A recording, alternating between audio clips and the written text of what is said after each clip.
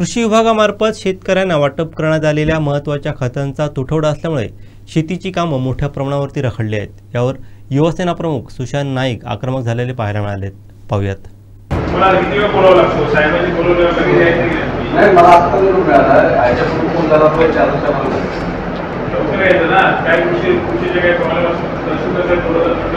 पाहिजे तुम्हाला गाडी पाठवली आहे गाडी आज पाठवली तुम्हाला मी कशी काय पाहिजे लेट करू नका काही गोष्टी लवकर यायला पाहिजे। आता कृषीचा मला सांगा कृषीचा विषय आहे कृषीचे आता तुमच्याकडे पाठपुरवठा किती आहे कमी आहे काय आहे माहिती आहे काय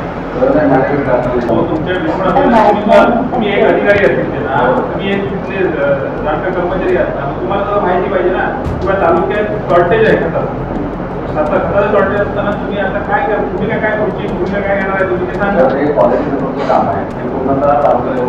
क्वालिटी कंट्रोलचा काय संबंध आलायचा बोगस खताचं बोलत नाही आम्ही खत पुरवठा कमी आहे आज काय होणार आहे खत जेव्हा कमी होत आहे ना आता ही शॉर्टेज होत आहे त्याच्यात खाजगी जे विक्रेते आहेत खताचे त्याचा फायदा होणार आहे आणि यांचं त्याच्यावरती लक्ष राहणार नाही। त्यांना सांगा तुम्ही लक्ष राहणे म्हणजे दुप्पट तिप्पट दराने खतं घ्यावी लागणार आहे। तुम्ही आता सिरियस घ्या 8 दिवसात आला नाही त्याचा काही उपयोग नाही। तुम्ही आता 8 दिवसात खत उपलब्ध करा सगळीकडे केलं पाहिजे नाही तर तुमच्या याच्यावरती मोर्चा काढणार तुमच्यावर लक्षात ठेवा। युरिया आणि डीएपीचं पण नाही आहे पण नाही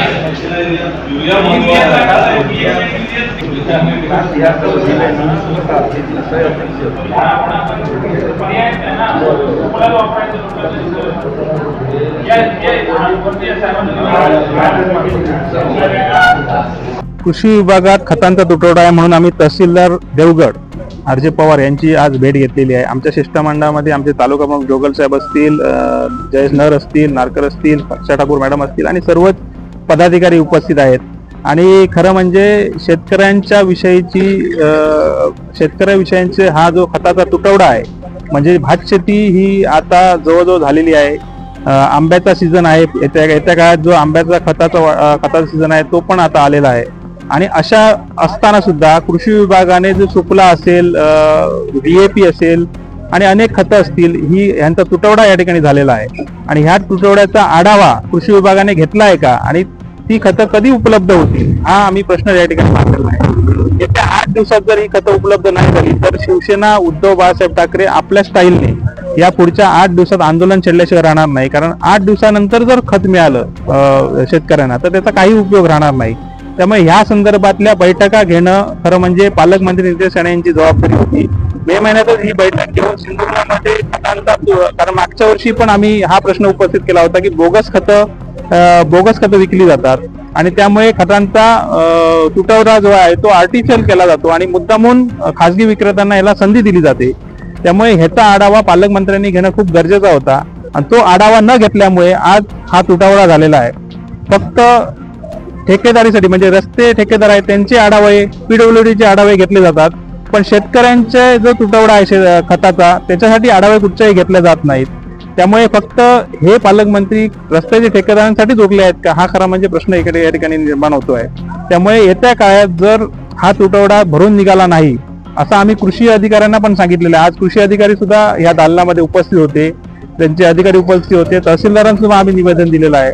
ही खतं जर उपलब्ध झाली नाहीत तर येत्या काळात उद्धव बाळासाहेब ठाकरे शिवसेना मोठं आंदोलन छेडल्याशिवाय राहणार नाही।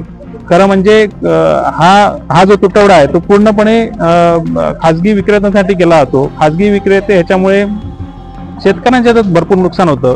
खाजगी विक्रेत्यांकडनं त्यांना चढ्या भावाने हे खत घ्यावं लागतं, ते दुप्पट तिप्पट चौपट दराने ते खत विक्री केलं जातं आणि ते पण खत बोगस आहे म्हणजे बोगस या पद्धतीने पण विकलं जातं। त्यामुळे ह्याच्यावरती शेतकऱ्यांवरती खूप मोठा अन्याय या ठिकाणी होतो आहे। तो अन्याय होता कामा नये याच्यासाठी सर्वांनी काळजी घेणं गरजेचं आहे। आमचे दिवसभरातले सर्व अपडेट्स, ताज्या घडामोडी आणि थेट लाईव्ह पाहण्यासाठी सबस्क्राइब करा, लाईक करा कोकणचं नंबर 1 महा चॅनल कोकण 7 लाईव्हचं YouTube चॅनल।